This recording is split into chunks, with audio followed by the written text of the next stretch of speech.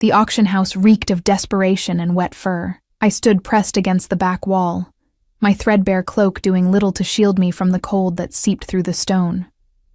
Around me, bodies shifted and murmured, merchants with hungry eyes, collectors seeking exotic trophies, and others I couldn't quite categorize. Their voices merged into a low hum that made my skin crawl, a sound that reminded me too much of the night my village burned.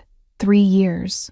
3 years since I'd watched flames consume everything I knew, since I'd run into the forest with nothing but the clothes on my back, and a terror so deep it had carved itself into my bones. 3 years of surviving in the shadows of a world that had grown stranger, darker, filled with creatures I'd only heard about in whispered warnings. The auctioneer's voice cut through my thoughts. Sharp, practiced, devoid of mercy. Lot 47, a rare specimen, ladies and gentlemen. Lycan blood, though we cannot verify the purity. Aggressive, untamed, potentially dangerous. He paused for effect, his gold tooth catching the lamplight. Perfect for those seeking a challenge, or perhaps another pause. This one laden with implication, other purposes. Laughter rippled through the crowd, the kind that made my stomach turn. I shouldn't have been there. The coin in my pocket, my last coin, singular and precious, had been meant for bread, maybe enough dried meat to last me another week in the abandoned cottage I'd claimed at the forest's edge. But I'd heard rumors in the marketplace that morning. Whispers about creatures being captured, about lichens and vampires and things that belonged to the wild being caged and sold like livestock. Something about it had pulled at me, a memory, perhaps, of being hunted myself. The crowd parted as 2 men dragged the cage forward. It was barely large enough for the creature inside. A wolf, massive even in his confined crouch. His fur was matted, dark as midnight, and over his head they'd secured a burlap sack, tied so tightly I could see the outline of his muzzle pressing against the fabric. His body trembled, not with fear, I realized, but with barely contained rage. Chains wrapped around his limbs, silver by the way they seemed to burn against his skin. He made no sound, but I felt his fury from across the room, a tangible thing that made the air thick and hard to breathe. "We'll start the bidding at 50 gold coins," the auctioneer announced. Silence. I watched faces around me shift from interest to calculation. 50 gold was a fortune, more money than most people in this room would see in a year. The merchants exchanged glances, weighing risk against potential profit. The collectors pursed their lips, uncertain. 40 gold. The auctioneer tried again, voice edging toward annoyance. Surely someone recognizes the value here. Lycan specimens are increasingly rare, and this one is half dead, someone called out. Look at him. Probably been starved for weeks. What good is a creature that can't even stand? More murmurs of agreement. I found myself leaning forward, my heart beating strangely fast. The wolf's breathing was labored beneath the sack, his ribs visible through his fur. They had starved him. Kept him in silver that burned, in a cage too small, with his face covered so he couldn't even see his captors. 30 gold. The auctioneer's voice had lost its polish. 20, 10, still. No one moved. The crowd was losing interest, already turning toward the next lot. A vampire, judging by the ornate coffin being wheeled into position. 5 gold coins, the auctioneer said flatly. For 5 gold you can have him. Use him for sport, for study, for whatever purpose you see fit. 5 gold, and he's yours to do with as you please. My hand found the coin in my pocket. Single, copper, worth barely anything. The price of a loaf of bread, the difference between eating tomorrow and going hungry. The wolf shifted in his cage, and his head turned, blindly, but somehow directly toward me, toward where I stood hidden in the shadows at the back of the room. I thought of the forest 3 years ago, of running through flames with hunters at my back, their dogs baying for blood, of hiding in a hollow tree for 2 days, certain I would die there, small and alone and forgotten, of the deer that had appeared on the 3rd morning, standing so close I could have touched it, its dark eyes meeting mine with something that looked almost like understanding before it bounded away. And the hunters had followed it, leaving me alive. The forest had saved me once. Perhaps I could save something in return. 1 copper coin, I heard myself say, Every head in the room turned. The auctioneer squinted into the shadows, trying to locate the source of the voice. I stepped forward, my legs shaking, acutely aware of how I must look. A girl barely into womanhood, thin from years of scraping by. My blonde hair hacked short with a dull knife, my clothes more patches than original fabric. "I'm sorry?" The auctioneer's expression hovered between disbelief and amusement. "Did you say 1 copper?" "Yes." My voice came out stronger than I expected. 1 copper coin. "It's all I have." The crowd erupted in laughter. Not the malicious kind from before, but the sort directed at a child who said something absurdly naive. A woman in silk robes actually wiped tears from her eyes. "My dear girl," the auctioneer began, in the tone of someone explaining reality to a simpleton.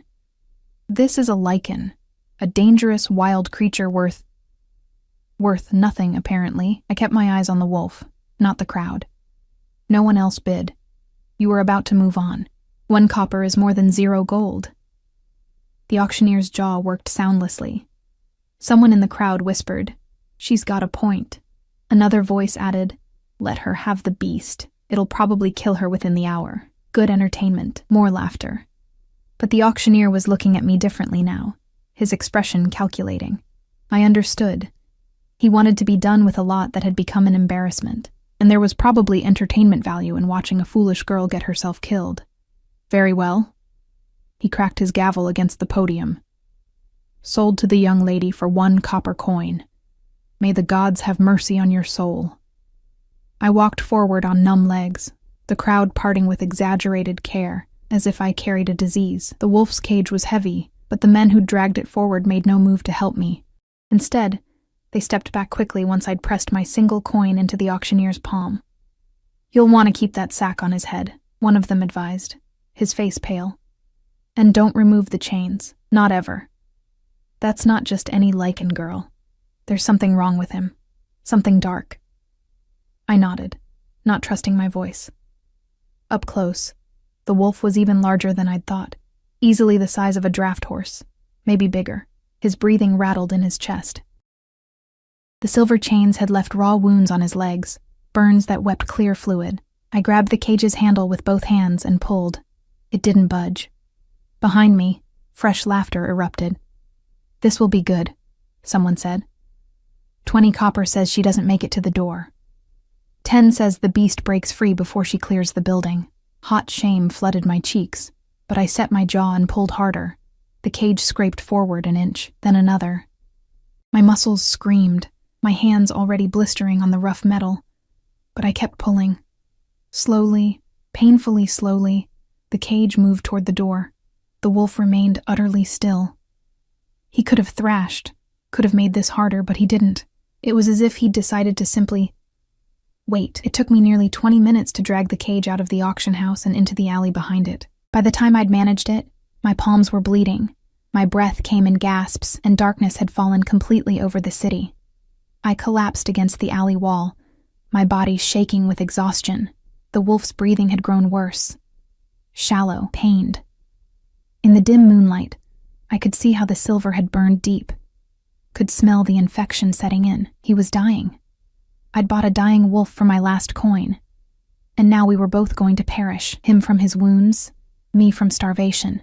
"I'm sorry," I whispered, not even sure why I was apologizing. I don't know what I thought I could do. I couldn't watch them. I couldn't finish the sentence, couldn't explain the compulsion that had made me speak up, that had driven me to spend everything I had on a creature I couldn't help. My hands moved to the chains despite the warnings, despite logic. They were too tight, cutting into his flesh. If he was going to die, at least he could die without this extra pain. The silver burned my palms as I worked at the locks. Simple mechanisms designed more for humiliation than security. They clicked open one by one, and I let the chains fall away. The wolf's breathing changed, deepened. His muscles tensed. I should have been afraid, should have run. But I was too tired, too resigned to my own foolishness. Instead, I reached for the sack over his head. "Easy," I murmured, the way I'd once soothed frightened animals in my village. I'm just going to... The fabric was damp with his breath, tied with multiple knots. My fingers fumbled at them, clumsy with exhaustion and blood loss from my torn palms. Finally, the last knot loosened, and I pulled the sack away. The wolf's eyes met mine. They were silver. Not gray, but true silver. Bright as moonlight. Bright as the metal that had burned him. And they were filled with an intelligence that stole my breath. A consciousness that was far more than animal. He stared at me for a long moment, his gaze moving over my face, my ragged clothes, my bleeding hands. Then, slowly, deliberately, he lowered his massive head and rested it against my lap. The weight of it was enormous. I could feel his heart beating against my thigh, could feel the heat of fever in his body, and I realized with a strange, dreamlike certainty that whatever I'd bought for my last copper coin, it wasn't just a wolf. Thunder rumbled in the distance. The first drops of rain began to fall, and in the darkness of the alley, the wolf's eyes never left my face. The rain came down in sheets, turning the alley into a river of filth and debris. I sat frozen, the wolf's head still resting against my lap, those silver eyes watching me with an intensity that made my chest tight. Water soaked through my cloak within minutes, plastering my short hair to my skull, but I couldn't seem to move. The weight of him anchored me, not just physically, but in some way I couldn't name. "We can't stay here," I finally managed, my voice barely audible over the drumming rain. "You need shelter, medicine. I need to..." What? What did I need to do? I had no home to speak of, just the abandoned cottage with its leaking roof and broken windows. No money for medicine, no knowledge of how to treat wounds this severe. I'd acted on impulse, on some desperate need to save something when I hadn't been able to save anything else, and now we were both going to pay for my foolishness. The wolf lifted his head slowly, painfully. Even that small movement made him tremble. He looked at the cage, then at me, then toward the mouth of the alley where the city street beckoned with its dangerous exposure. His meaning was clear. "We need to move." "Can you walk?" I asked, then felt ridiculous for expecting an answer. But he responded, not with words, but by dragging himself forward out of the cage. His legs shook violently, and twice he nearly collapsed. But there was a determination in his movements that spoke of an iron will. He made it 3 steps before his front legs buckled. I caught him without thinking, my arms wrapping around his massive neck. The fever burned through his fur, hot enough that I gasped. He was dying. The infection from the silver, the starvation, the abuse, it was all killing him by degrees, and there was nothing I could do about it. "Please," I whispered against his fur, "please don't die. Not after...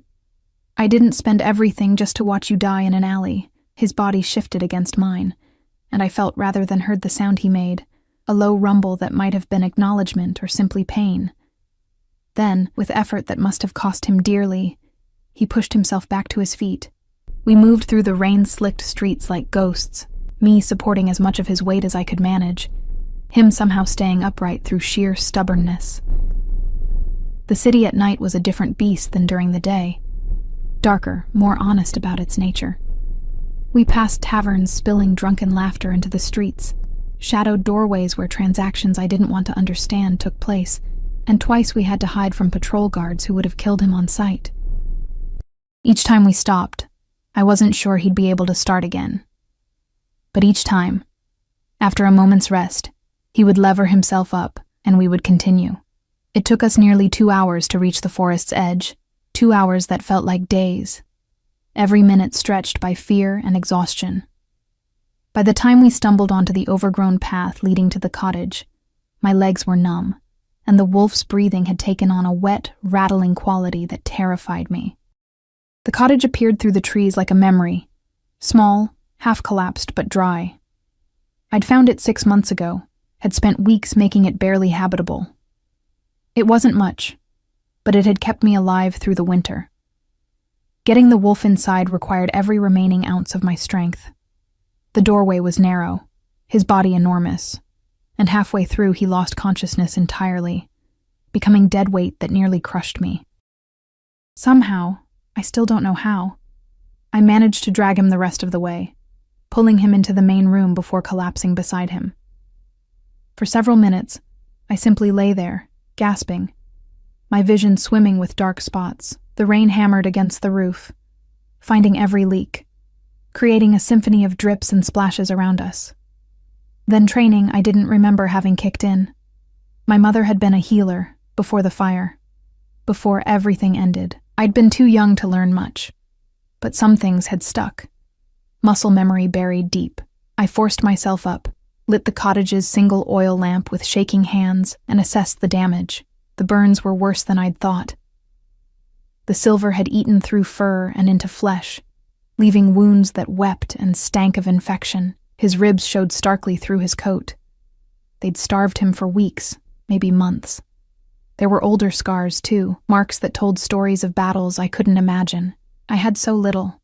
A half jar of honey I'd been hoarding, some clean rags I'd washed in the stream, a small pot for boiling water. No proper medicine, no herbs, nothing that could truly help him, but I had to try. I worked through the night, boiling water over the small fire, cleaning his wounds as gently as I could while he lay unconscious. The honey went on to the worst burns, an old remedy my mother had sworn by for preventing infection. I tore my spare dress into bandages, wrapping his legs with hands that wouldn't stop shaking. He woke once, around midnight, his silver eyes finding me immediately. I expected him to snap, to lash out in pain and confusion. Instead, he simply watched me work, his gaze following my movements with that same unsettling intelligence. "I'm sorry," I said, because I didn't know what else to say. "I know it hurts, but the wounds need to be clean or he would die." We both knew it. He made that low rumbling sound again, and after a moment, I realized it was meant to be reassuring. He was trying to comfort me while I tended wounds that must have felt like fire. Something in my chest cracked open at that. I'd been alone for so long, trusting nothing, connecting with no one. Survival had made me small and hard and closed off, but here in this broken cottage, tending a creature that by all logic should have killed me, I felt something long dormant stirring. "My name is Elena," I told him softly, returning to my work. "I don't know if you can understand me, but you should have a name to hold on to, something to remember that you're more than what they made you." His eyes never left my face. By dawn, I'd done everything I could. The wounds were clean, bandaged, coated in honey. I'd managed to get some water down his throat using a cup and patience. But he was still burning with fever, still shaking with chills that racked his enormous frame. I lay down beside him, too exhausted to care about propriety or danger.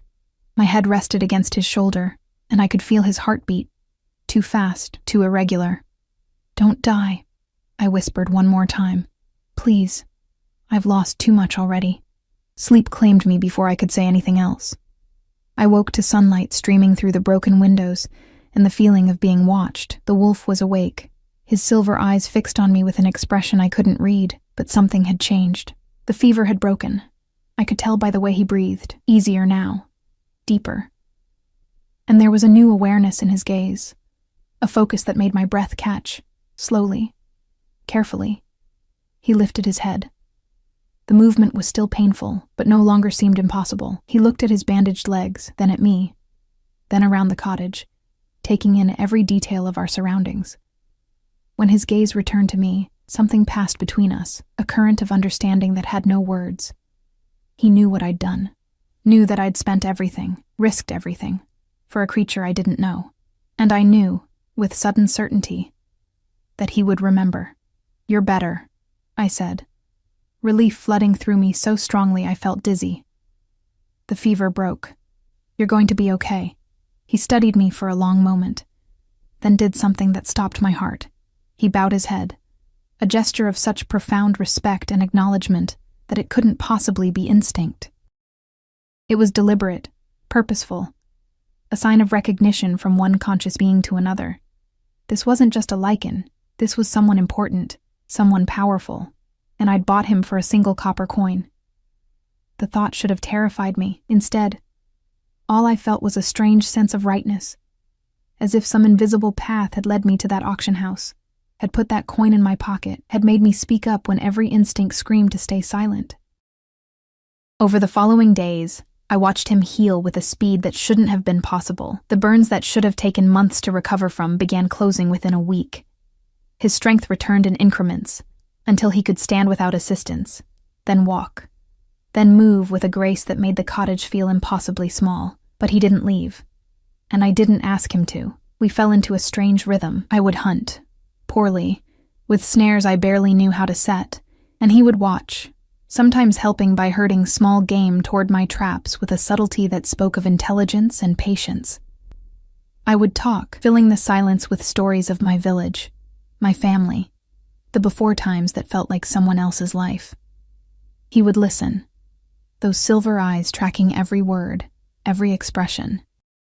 Sometimes in the evening, he would rest his head on my lap the way he had in the alley, and I would run my fingers through his fur, feeling the steady beat of his heart. Those were the moments when the loneliness that had haunted me for 3 years finally receded, replaced by something I was afraid to name. 2 weeks after the auction, everything changed. I woke to find him standing by the window, his body tense, his ears pricked forward. Dawn light gilded his dark fur, making him look almost ethereal. But it was his posture that sent alarm racing through me. Predatory, alert, dangerous. "What is it?" I whispered, reaching for the small knife I kept by my bedroll. He turned to look at me, and in his eyes I saw something I hadn't seen before: conflict, indecision, as if he were standing at a crossroads and couldn't decide which path to take. Then I heard it. Voices in the distance, coming closer. Men's voices, calling out in a language that made my blood run cold. They were searching for something, searching for him. The wolf's lips pulled back from his teeth, a silent snarl. But he didn't move toward the door. Instead, he moved toward me, placing his body between me and the approaching sounds. He was protecting me. Even though running would save him, even though I was nothing to him, he was choosing to stand between me and danger. My hand found his fur, gripping tight. "We hide," I said. "Both of us. There's a space under the floor. It's small, but—" He shook his head. Actually shook his head in denial. The gesture so human it made my heart stutter. The voices were getting closer. I could make out words now. Tracks lead here. "The king won't. Find him before. King." They'd said king. I looked at the wolf, truly looked at him, and saw what I'd been too naive, too desperate to see before. The way he carried himself, even wounded. The intelligence in his eyes, the scars of 100 battles, the power that radiated from him even in this diminished state. "Oh gods," I breathed. "You're not just any Lycan. You're—" The cottage door exploded inward. 5 men poured through the shattered doorway, and the morning light caught on steel and silver, weapons designed to kill creatures like the one standing before me. I couldn't move. Terror had turned my legs to stone, my breath to ice in my lungs. These weren't city guards or common thugs. These were soldiers, trained and deadly, their movements coordinated in a way that spoke of years fighting together. The leader was a tall man with a scarred face and eyes like flint, and when his gaze locked onto the wolf, something flickered there, relief mixed with fury. "Found you," he growled, his sword already raised. 3 weeks we've been searching. 3 weeks thinking you were—" He stopped abruptly as his eyes shifted to me, taking in my position half behind the wolf, my hand still buried in dark fur. His expression twisted into something between confusion and disgust. "Step away from it, girl. That creature is dangerous beyond your comprehension." The wolf's growl started low in his chest, a sound that vibrated through the floorboards and into my bones. It was a warning, primal and unmistakable. The men hesitated, their weapons shifting nervously. "I said step away!" The leader's voice cracked like a whip. "That's an order. We're here to retrieve what was stolen, and you're interfering with royal business." Royal business. The word hung in the air, confirming what I'd begun to suspect. My fingers tightened in the wolf's fur, and I felt him tense, ready to spring despite the fact that he was still healing, still weak. He would fight them. He would die fighting them to protect me, a girl who'd shown him one act of kindness. I couldn't let that happen. "He wasn't stolen," I heard myself say, my voice trembling but clear. "I bought him. At auction. Legally, he's mine." The words sounded absurd even as I spoke them, but something in the leader's face shifted. He lowered his sword slightly, studying me with new interest. You bought him? For 1 copper coin. I have witnesses. The whole auction house saw. One of the other soldiers, a younger man with kind eyes, let out a sound that might have been a laugh or a groan. Gods above, is that where you ended up? An auction? He was speaking to the wolf now, not to me. Your brother has been losing his mind. Half the kingdom is out searching and you're enough. The leader's voice cut him off. His gaze moved between me and the wolf, calculation replacing some of the anger. Girl, I don't know what you think you've bought, but that's no ordinary Lycan. That's... The wolf moved then, not toward them, but toward me, pressing his shoulder against my legs in a gesture that was unmistakable. Stay behind me. Stay safe. The leader's eyes widened. You're protecting her? The question was directed at the wolf, as if expecting an answer. By the old laws, you're defending this human as if she were pack. Silence fell over the cottage, broken only by the sound of rain beginning again outside. The soldiers exchanged glances, confusion and uncertainty replacing their battle readiness. Something significant had just happened, something I didn't understand but could feel in the sudden tension. The kind-eyed soldier spoke carefully. Sir, if he's claimed her as pack, we can't simply... I know the laws, Garrett. The leader's jaw worked soundlessly for a moment. Then he did something unexpected. He sheathed his sword. The other men followed suit, though their hands remained close to their weapons. This complicates matters considerably. He focused on me, his expression less hostile now, but no less intense. What's your name, girl? Elena. My voice came out steadier than I felt. And I don't understand what's happening, but I'm not leaving him. You'll have to kill me first. The wolf made a sound, sharp, almost anguished. His head swung toward me, those silver eyes blazing with something that looked like panic. He didn't want me making threats I couldn't back up, didn't want me putting myself in more danger. But I meant every word. 3 years of running, of hiding, of being invisible. Something in me had broken open the night I'd pulled the sack from his head. I was done being afraid, done being nothing. The leader studied us both for a long moment, then sighed heavily. My name is Captain Dryston. These are my men. We serve the royal house of Silvercrest, and we've been searching for our king for 3 weeks. He gestured to the wolf. You bought Rowan Silvercrest, High King of the Lycan territories, for a single copper coin.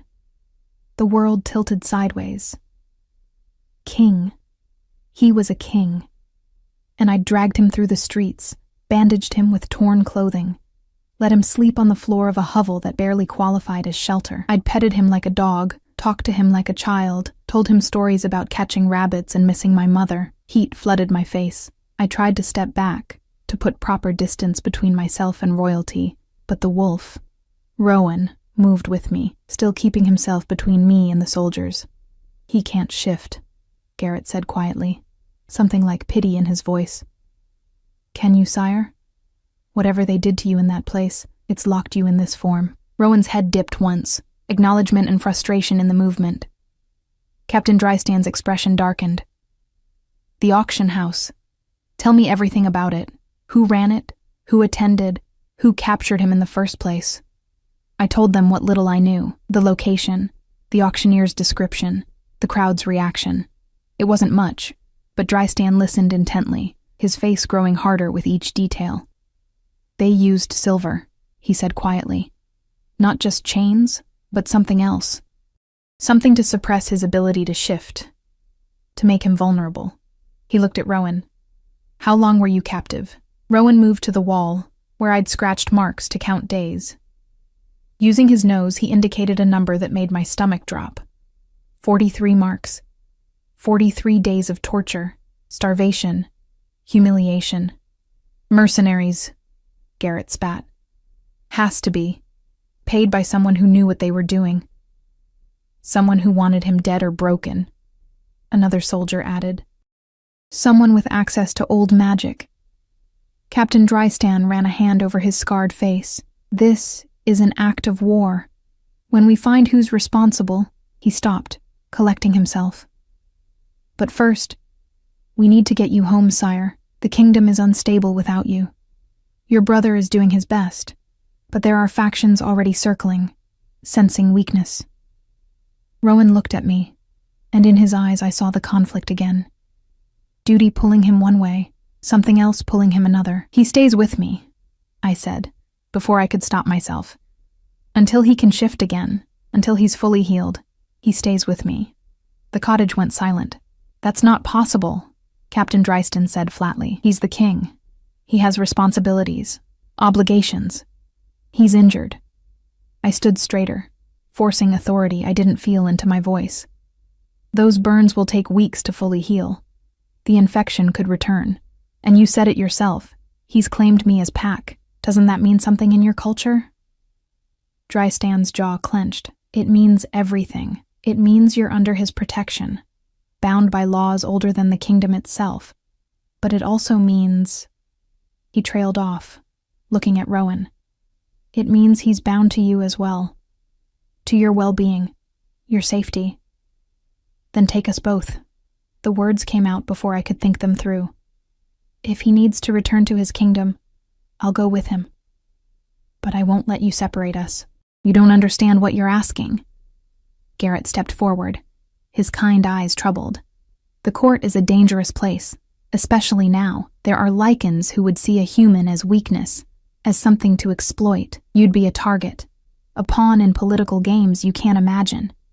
I don't care. And I didn't. The thought of returning to solitude, of losing the first connection I'd felt in 3 years, was unbearable. I'm going with him. Rowan made a sound. Approval, relief, something warm that resonated through our contact. Then he moved, slowly and deliberately, pressing his forehead against my shoulder in a gesture I was beginning to understand. Trust. Acceptance. Agreement. Captain Dryston looked between us, something complicated playing across his features. This is irregular, unprecedented. A human girl, purchased for a copper coin, accompanying the king back to Silvercrest. He shook his head. The court will lose their minds.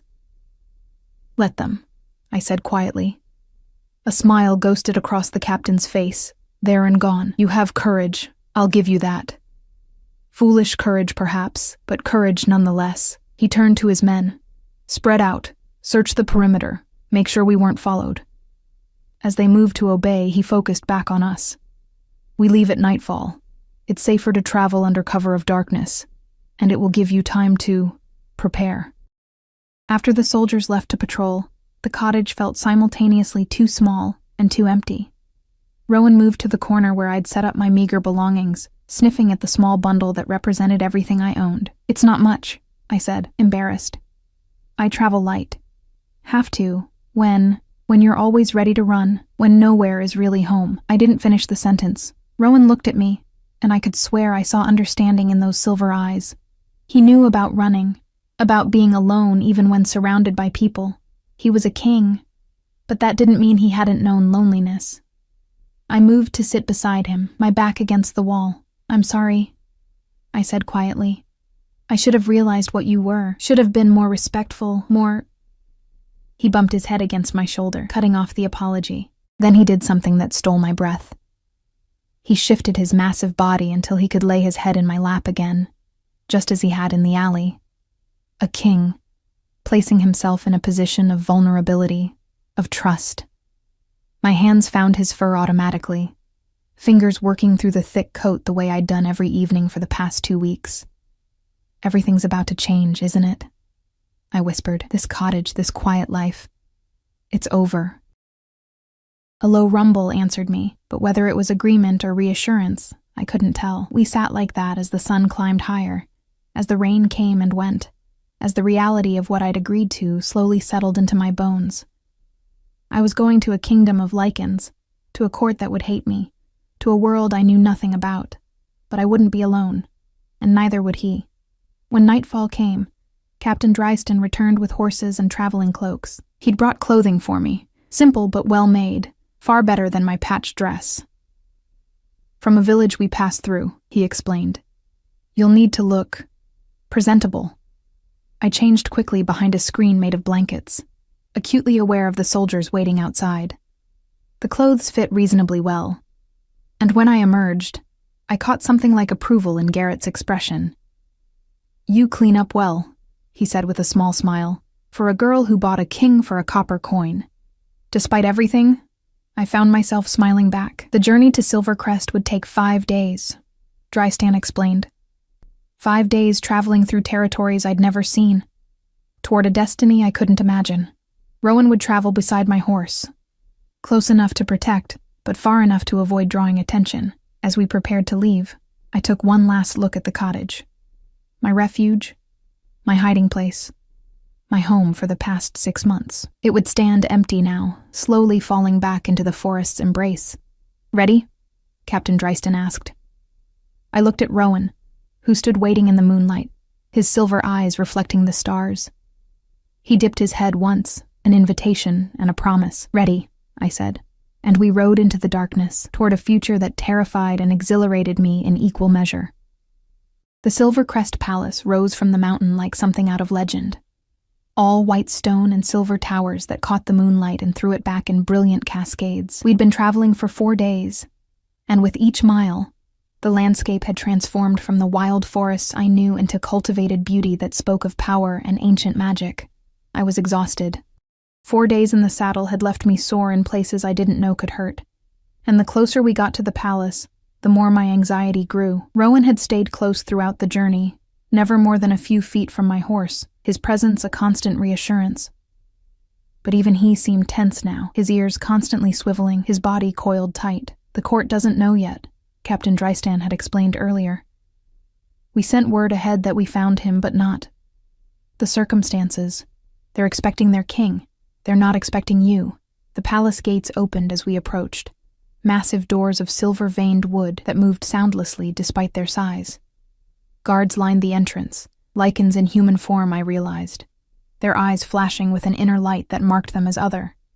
They bowed deeply as Rowan passed, but their gazes lingered on me with undisguised confusion, and in some cases, hostility.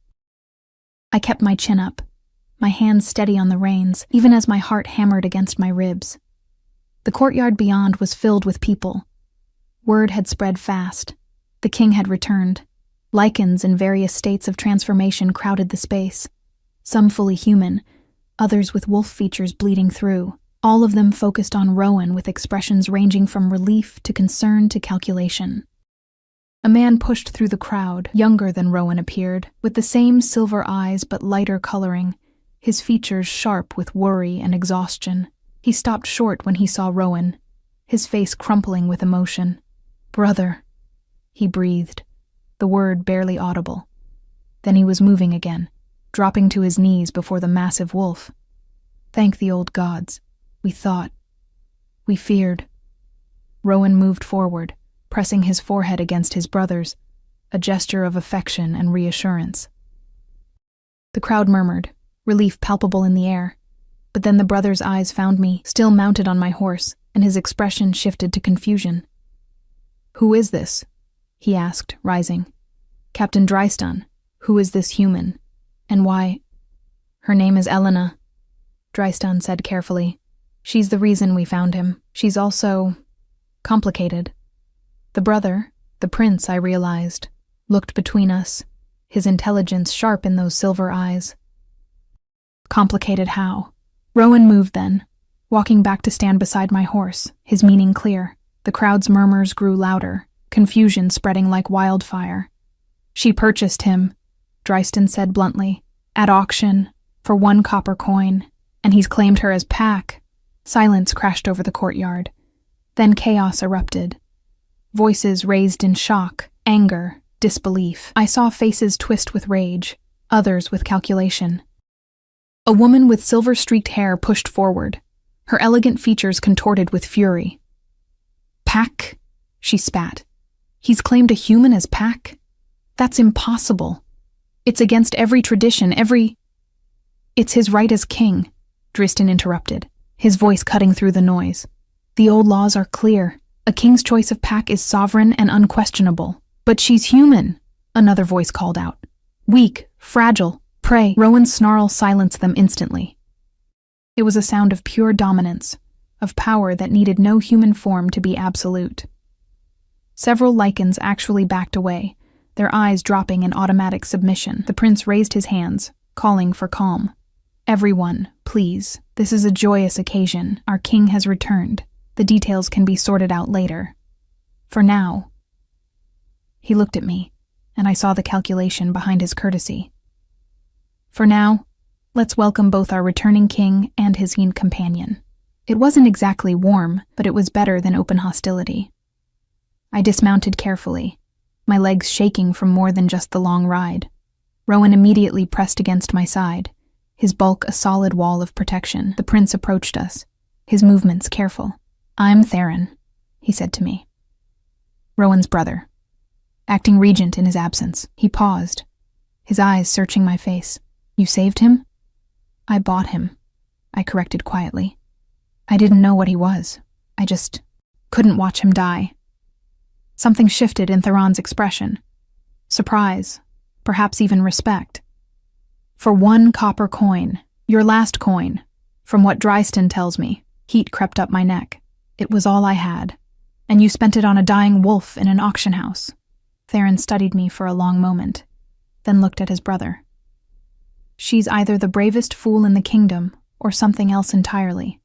I can't decide which." Rowan rumbled, the sound somehow conveying amusement.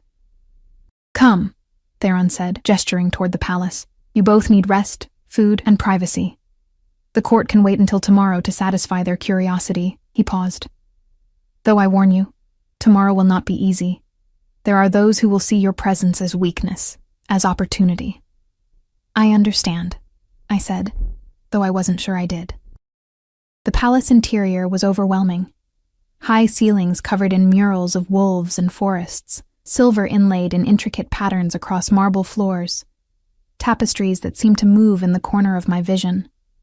Servants bowed as we passed, their eyes widening when they saw Rowan still in wolf form, then widening further when they saw me walking beside him. Theron led us through winding corridors to a suite of rooms that were larger than my entire cottage. "The king's chambers," he explained. "I've been maintaining them, but they're yours again now." He looked at me. "There's an adjoining room prepared for you, unless—" He trailed off meaningfully. Rowan moved to stand directly between the 2 rooms, making his preference clear, not separate. Together. Theron's eyebrows rose. "Very well. I'll have servants bring food and water. There's a healer who specializes in transformation magic. I'll send her in the morning. Perhaps she can determine what's blocking your ability to shift." This last was directed at Rowan, concern heavy in his voice. After Theron left, I stood in the center of the opulent room, feeling completely out of place. Rich carpets cushioned my feet. A bed large enough for 5 people dominated one wall, and windows overlooked gardens that glowed with moonlight and what might have been magic. "This is your world," I said quietly, turning to Rowan, "and I don't belong in it." He came to me immediately, pressing his head against my chest. I wrapped my arms around his neck, breathing in his familiar scent. Forest and rain and something wild. "They hate me already," I continued. "Did you see their faces? I'm human. I'm nothing. And I'm standing beside their king like I have any right to be here." Rowan pulled back just enough to look at me, his silver eyes intense. Then he did something he'd done only once before. He bowed his head, deeply, a gesture of profound respect and acknowledgement. "I don't want your submission," I whispered. "I just want—" What? What did I want? His safety, yes, but also something I was afraid to name, something that had been growing in my chest since the night in the alley, fed by quiet evenings and shared silences and the way he looked at me like I was worth protecting. A knock at the door interrupted us. Servants entered with trays of food, roasted meat, fresh bread, fruits I'd never seen before. They set everything carefully on a low table, their eyes darting between us nervously before they bowed and retreated. I realized I was starving. 4 days of travel rations had left me hollow. I moved to the table, then hesitated, looking at Rowan. "Should I? Is there protocol? Do you eat first because you're king, or—" He bumped my leg with his head, pushing me toward the food. Eat. Please. So I did, tearing into the bread with an enthusiasm that probably looked uncivilized. Rowan ate as well, more delicately than I would have expected. His table manners somehow intact despite his form. Tomorrow, I said between bites. The healer comes. Maybe she can fix whatever's keeping you locked like this. You'll shift back to human form and then... I swallowed hard. Then you won't need me anymore. You'll have your voice back, your court, your proper place. The growl that came from him was low and immediate. I looked up to find him staring at me with something fierce in his eyes. He moved around the table until he was directly in front of me, then rested his head in my lap, our position. The one we'd fallen into night after night in the cottage. My hands found his fur automatically. You'll still want this? I asked softly. Even when you're yourself again, even when I'm just a girl who got lucky with a copper coin? He pressed harder against me, his whole body language screaming affirmation. We stayed like that, until exhaustion finally claimed us both. I moved to the enormous bed, intending to sleep on one side and leave him the floor, but Rowan simply jumped up beside me. The bed dipped under his weight, and within moments, he'd arranged himself so that I was tucked against his side, his warmth surrounding me. This is highly irregular, I murmured, already half asleep. Probably breaks a dozen protocols. His rumble of amusement was the last thing I heard before sleep pulled me under. I woke to sunlight streaming through windows and the sound of raised voices beyond the door. Rowan was already awake, his body tense, ears pricked toward the commotion. Cannot be allowed. A human in the king's chambers is an insult to every... The king's choices are not subject to your approval, counselor. That was Theron's voice, hard with authority. I suggest you remember that, Prince Theron. We mean no disrespect, but surely you see the position this puts us in. Other kingdoms will see it as weakness. The human territories will think we've gone soft. And internally, there are those who already question whether a king who was captured and collared is fit to... Rowan's snarl cut through the door. The voices outside fell silent. I sat up, my heart pounding. They're questioning your fitness to rule. Because of what happened to you. Because of me. He looked at me, and I saw no regret in his eyes. Only determination. We need to fix this, I said quietly. We need to show them you're still strong, still capable, which means we need to get you shifted back to human form. As if summoned by my words, another knock came at the door. This one was gentle, followed by a woman's voice. Your Majesty? I'm Moira, the healer Prince Theron sent me. I opened the door to find an older woman with kind eyes and silver hair braided with herbs. She took in the scene, me in yesterday's clothes, Rowan on the bed, without judgment. So, she said calmly, entering and closing the door behind her. Let's see what we're dealing with. She examined Rowan with practiced efficiency, her hands glowing faintly with magic as she traced the old burn marks, probed gently at his form. Her expression grew increasingly troubled. It's blood magic, she said finally. Old blood magic, mixed with silver, and something else I don't recognize. Whoever did this knew exactly what they were doing. They didn't just suppress your ability to shift. They bound it, locked it away behind walls that will take time and effort to break down. How much time? I asked. Moira hesitated. Weeks, maybe months. This isn't something that can be undone with a simple spell. It will require ritual, sacrifice, and, she looked at me. It will require an anchor, someone bound to him by choice and will. Someone who can help guide him back to his human form. I'll do it, I said immediately. Whatever you need. Elena. Theron had entered during the examination, his expression concerned. You don't understand what you're offering. Blood magic rituals are dangerous. They could hurt you, change you. I don't care.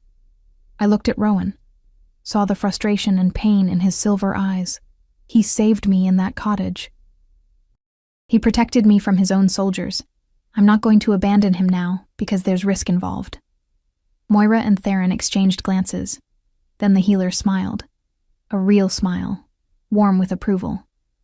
You chose well, Your Majesty, she said to Rowan. This one has the heart of a wolf. even if she wears human skin. Rowan's rumble of agreement made my chest tight. We'll begin preparations, Moira said, but it will take several days to gather what we need.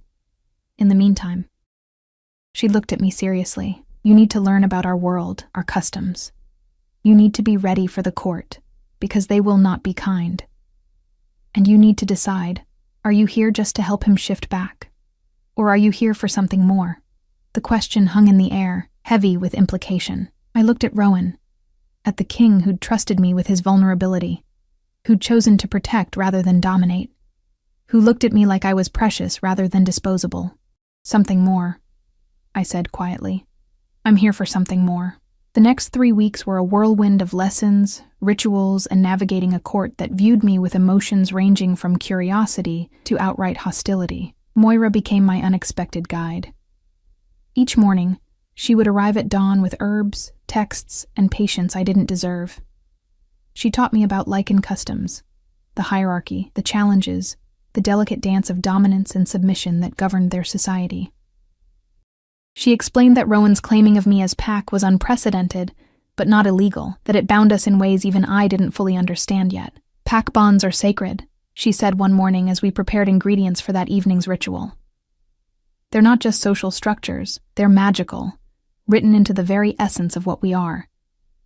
When a Lycan claims someone as Pack, they're saying, your life is as valuable as my own. Your well-being is my responsibility. Your pain is my pain. For a king to claim a human? She shook her head, wonder in her eyes. It's a statement of revolutionary proportions. They think I've bewitched him, I said quietly, crushing herbs with more force than necessary. I heard the counselors yesterday. They think I'm using some kind of human magic to control him. Let them think what they want. Moira's voice was firm. Those who matter see the truth. Prince Theron sees it. I see it. And most importantly, Rowan sees it. Rowan himself was a constant presence, never more than a room away. During my lessons, he would lie in the corner, watching with those intelligent silver eyes. When I met with the court, and Theron insisted I must, to establish my position, Rowan would stand beside me, his mere presence silencing the worst of the hostility. But I could see the frustration building in him. A king trapped in wolf form, unable to speak, unable to properly rule. Theron was doing his best, but there were decisions only Rowan could make, disputes that required the king's voice. The kingdom was in a holding pattern, waiting. The rituals to break the blood magic grew more intense each night.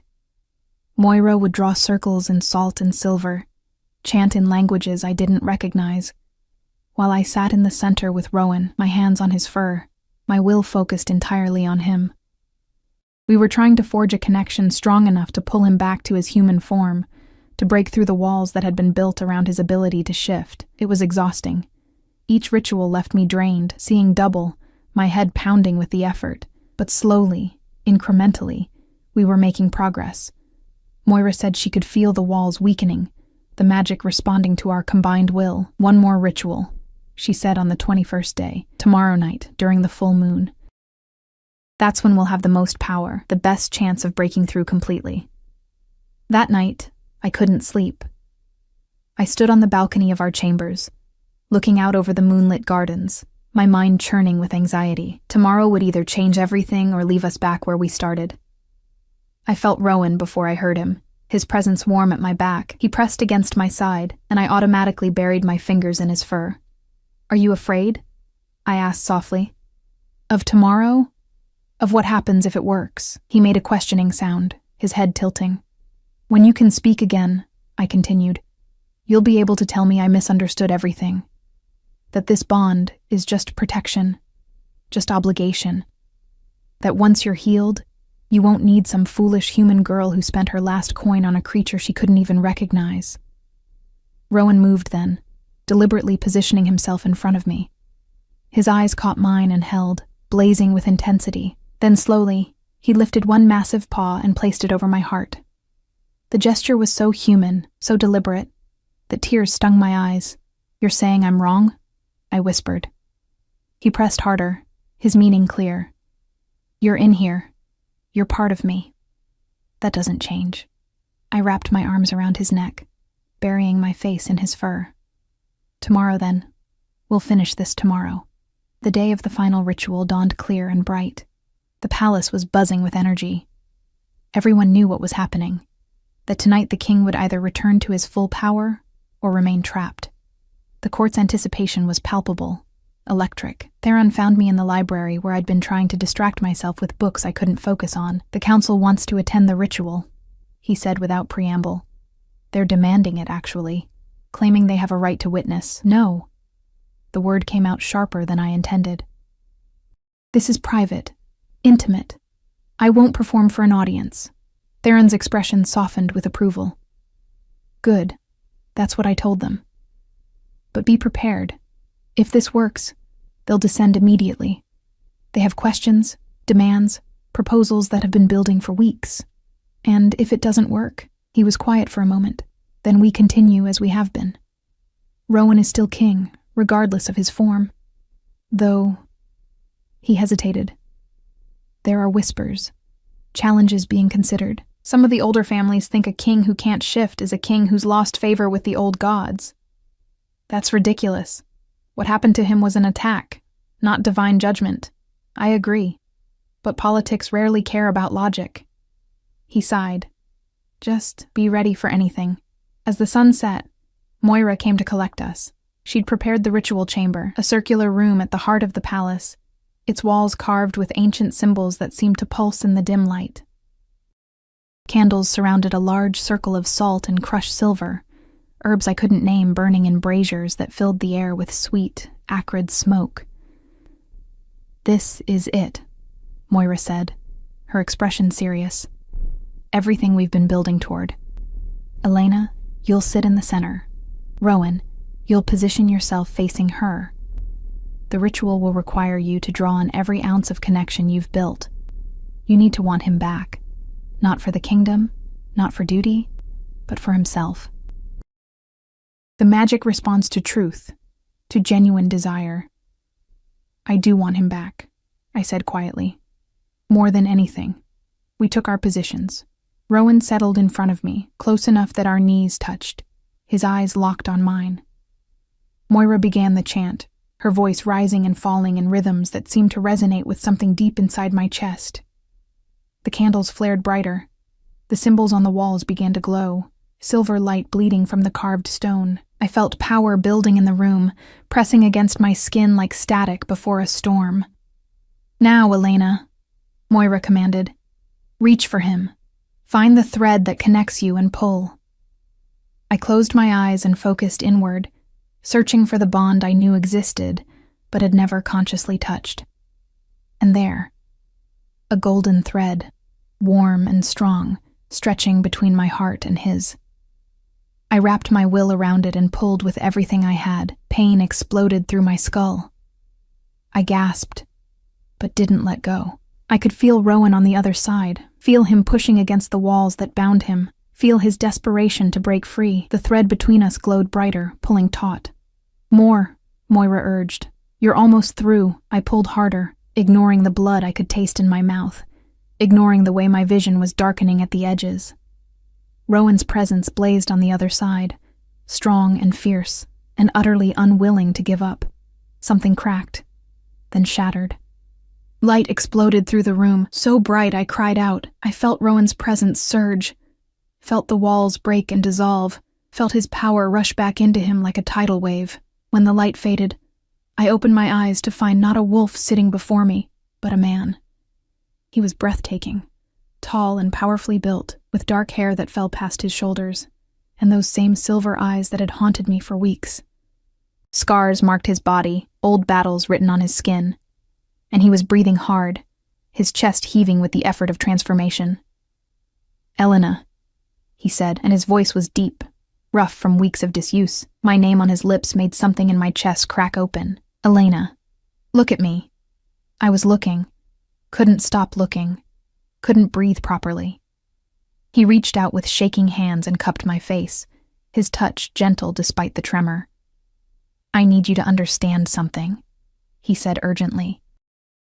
Before the court comes, before everything changes again, You need to know. Know what? My voice came out barely above a whisper. That night in the alley, when you spent your last coin on a dying wolf, you didn't just save my life. You gave me something I'd lost: hope, purpose beyond duty. His thumbs brushed across my cheeks, catching tears I hadn't realized were falling. I am a king. I have responsibilities, obligations that I cannot simply abandon. But I am also just a man who has fallen completely, irrevocably in love with a woman brave enough to face down soldiers for him, patient enough to tend his wounds, foolish enough to follow him into a world that didn't want her. Rowan, I started, but he pressed a finger gently to my lips. I'm not finished. You said you were here for something more. I need to know. How much more? Because I can offer you safety, position, protection. But what I want to offer you is everything. My heart, my kingdom, my life.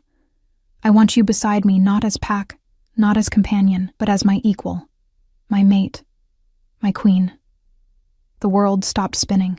You're asking me to marry you? I'm asking you to choose me, he corrected softly. Not the king, not the crown, not the power, just me, the man who owes you everything. Behind him, Moira had tears streaming down her face, a smile breaking across her features. But I barely noticed her. All I could see was Rowan, this impossible man who'd trusted me with his vulnerability, who looked at me like I was precious. I chose you the moment I spent that copper coin, I whispered. I've been choosing you every day since. So yes. Yes to everything. He kissed me then, and it was nothing like the romances I'd imagined. It was desperate and gentle and fierce all at once, tasting of salt and magic and promises. His arms wrapped around me, pulling me close, and I finally understood what it meant to belong somewhere, to someone. The door burst open. Theron rushed in, followed by half the council, all of them stopping short at the sight of Rowan in human form, holding me like I was the only thing keeping him anchored to the earth. Your Majesty, Theron breathed, relief and joy naked on his face. You're back. Rowan didn't let me go. I am. And you should know.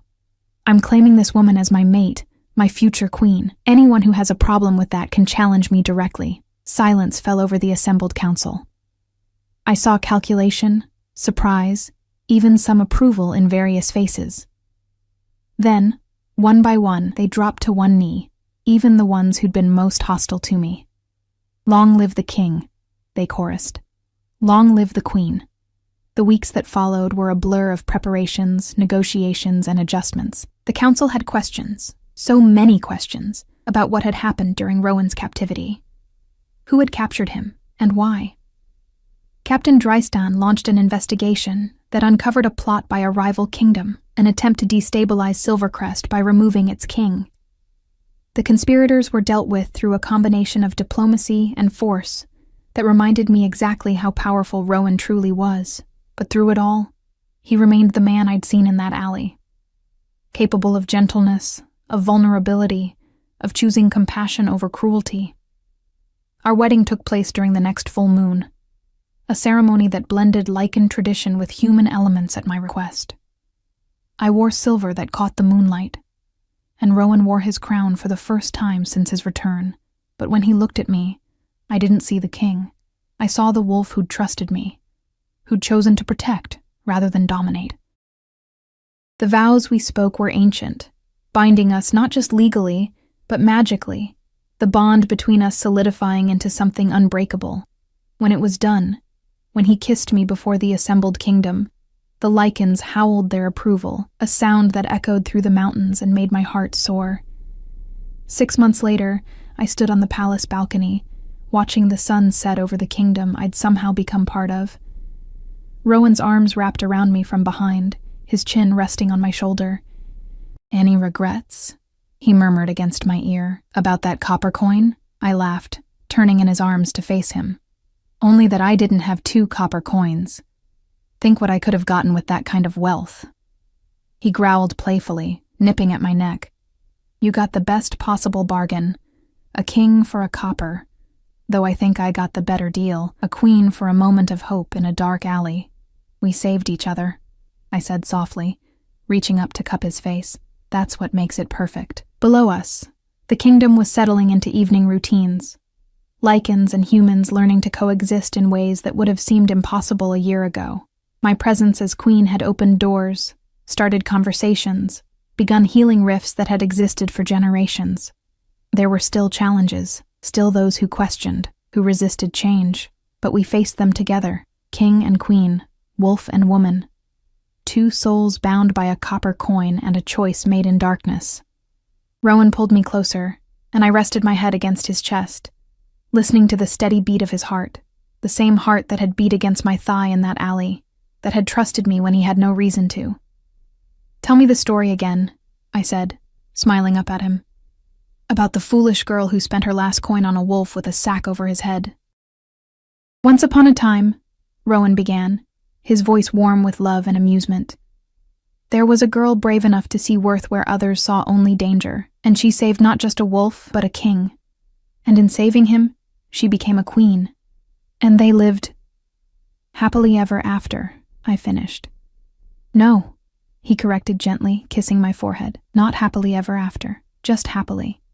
One day at a time, one choice at a time, one copper coin's worth of faith at a time."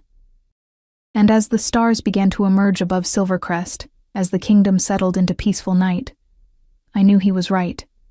This wasn't a fairy tale ending. It was a beginning of a life, of a love, of a future built on the foundation of one girl's compassion and one king's trust. And it was more than enough. It was everything.